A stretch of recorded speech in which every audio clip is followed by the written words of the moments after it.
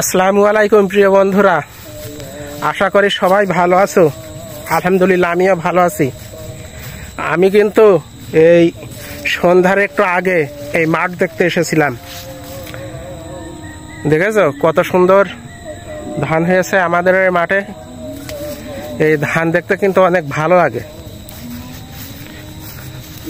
তবে এই বছরের এই যে ধান হয়েছে, এই ধানটা কিন্তু একটা রহস্যময় সিজন। কেন কখনো বৃষ্টি হয়নি, কখনো ওই ধান ডুবে যাচ্ছিল অতিরিক্ত বৃষ্টিতে, আবার কখনো মোটর মেশিনের পানি দিতে হয়েছে। তবে কৃষকদের জীবনটাই এমন, এদের মানে কখনো অতিরিক্ত রোদে শরীর দিয়ে ঘাম ছুটে যায়, বুকের ভিতরে ধড়ফড় করে, গার রক্ত পানি হয়ে যায়। কখনো অতিরিক্ত বৃষ্টি বর্ষা, কখনো আজ উত্তরে মেঘ হয়ে ঝড় বৃষ্টিশীল।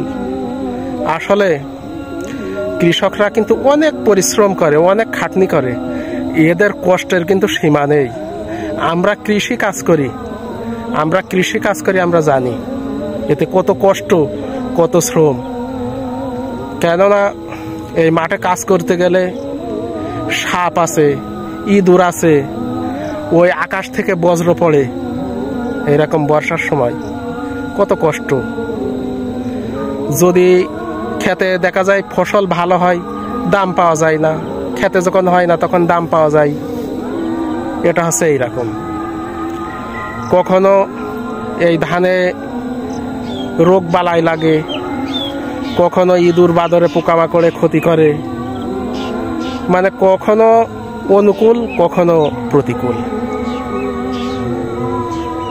আচ্ছা, সবাই ভালো থাকেন। আগামী ভিডিওতে আবার দেখা হবে, আবার কথা হবে।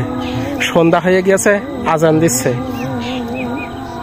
সবাই ভালো থাকেন। আল্লাহ হাফিজ।